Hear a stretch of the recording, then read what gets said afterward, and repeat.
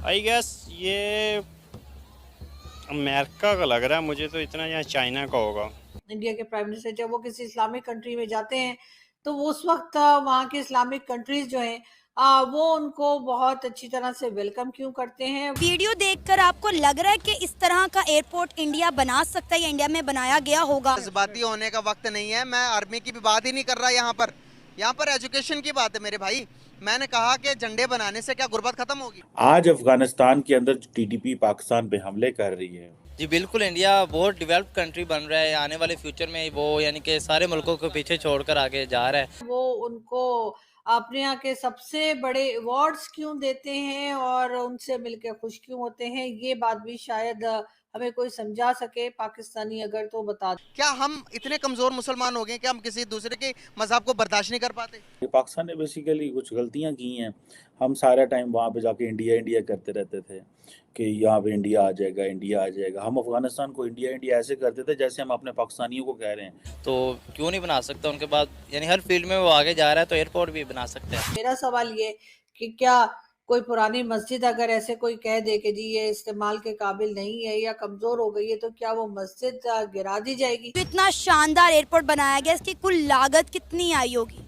मेरे तो आइडिया से बाय। देखिए ना, सोच कहाँ पर हम मुकाबला कर रहे हैं। तो आप भी चंद्रयान 3 लॉन्च करें। मुकाबला आपने करना है तो सर आप टेक्नोलॉजी में करें, आईटी में बीट करें उनको। मुकाबला आपने करना तो एजुकेशन में बीट करें। झंडा बनाने से क्या बराबरी होगी? देखिए मेरी बात सुने आप।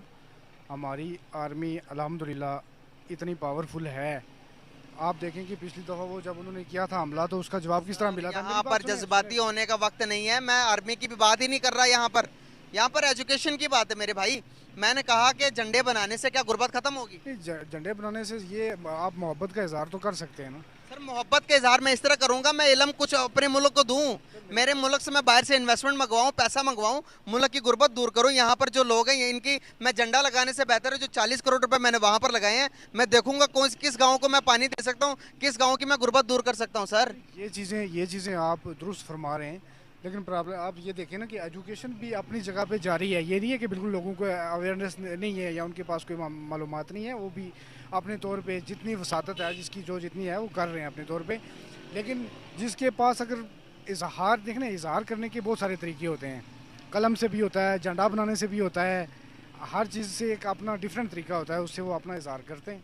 सर हमने क्या इसी बात पे ही पैसे लगाते रहना कि हम इंडिया से आगे हैं, हमारा झंडा उनसे बुलंद है? सर बुलंद करने के लिए आपको वो एक्टिविटीज़ करनी पड़ती है, अपने एजुकेशन सिस्टम को बेहतर करना पड़ता है।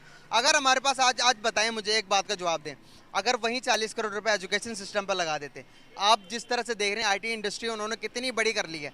आज उनकी आईटी इंडस्ट्री का मुल्क के अंदर बिलियन ऑफ डॉलर्स की इन्वेस्टमेंट जाती है, बाहर से फॉरेन रिजर्व आते हैं। आप मुझे बताएं इस तरह के कोई सेक्टर के अंदर हम उनको जवाब क्यों नहीं देते कि भाई आओ मुकाबला करना तो आईटी में करो हमारे साथ, आओ मुकाबला करना तो चंद्रयान भेजा हमने, आप भी कोई मून मिशन निकालो।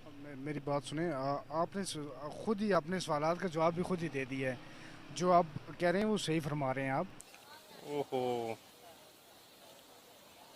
वाह, ये तो बड़ा आलीशान बनाया गया है। ओहो, जबरदस्त, बहुत प्यारा बनाया गया वैसे। अच्छा है ना? बिल्कुल, बहुत ही अच्छा है ये, अच्छा नहीं बहुत ही अच्छा है।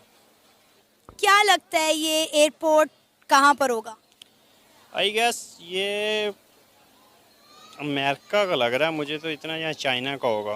ये चाइना का ना, मुझे लग रहा है कि ये इतनी टेक्नोलॉजीज़ और इतनी शानदार ना, जो ये चाइना का ही हो सकता है या अमेरिका की तरफ होगा। ना ये चाइना है ना ये अमेरिका है। फिर मेरे तो ये आइडिया ज़हन से बाहर है कि ये इतनी टेक्नोलॉजी कहाँ से आ गई है। ये तो चाइना वाले इतने आगे हैं या जापान वगैरह। चाइना और जापान के अलावा कोई मुल्क तरक्की याफ्ता नहीं है। तरक्की याफ्ता वैसे अब हमारे हमसाए मुल्क भी चल रहे हैं, सिवाय पाकिस्तान के जो पीछे छोड़ के, तो हमारे हमसाए मुल्क भी काफ़ी जा रहे हैं। इंडिया भी हमारा तरक्की की तरफ जा रहा है काफ़ी। अगर मैं कहूँ कि ये एयरपोर्ट इंडिया में बनाया गया तो क्या आप मानेंगे? नहीं, मैं इस बात का यकीन नहीं करूँगा। वह बहुत शानदार बनाया गया है, तो बना भी सकता है वो, ये भी मैं बना सकता है वो।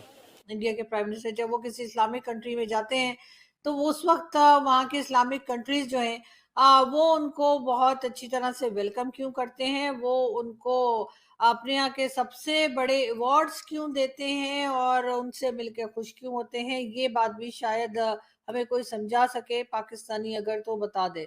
लेकिन एक बार फिर अफसोसनाक वाकया हुआ है और कोई नई बात नहीं है, ना ये पहला है और ना ये आखिरी है। इस तरह के इंसिडेंट, इस तरह के अफसोसनाक वाकयात पाकिस्तान में होते ही रहते हैं और इसी वजह से ये चीज़ भी हुई है कि जी गोटकी में जो है वो मंदिर के ऊपर रॉकेट लॉन्चर जो है वो चलाया गया, उससे जो है मंदिर को तोड़ा गया और उसके ऊपर पाकिस्तान में किसी को कोई अफसोस नहीं है, कोई खास न्यूज़ हमने चलती हुई नहीं देखी है, उन लोगों को अरेस्ट होता नहीं देखा। हाँ, एक बार ज़रूर हुआ था कि एक मंदिर तोड़ा गया था और उसके ऊपर जब बहुत ज़्यादा इंडियन मीडिया ने शोर मचाया था, तो हमारी गवर्नमेंट ने शर्मिंदा होके कहा था कि ठीक है जी, हम इसको दोबारा से बना देंगे, एक बार फिर उसकी बिल्डिंग को सही कर दिया जाएगा और किसी न किसी तरीके से उसको थोड़ा-सा दिखावे के लिए कर दिया गया था। लेकिन इस वक़्त जब सीमा हैदर का केस चल रहा है, जो कि इंडिया जा चुकी हैं और उन्होंने कहा कि जी मैंने किसी इंडियन से शादी कर ली है, वो वहीं पे रहना चाहती हैं और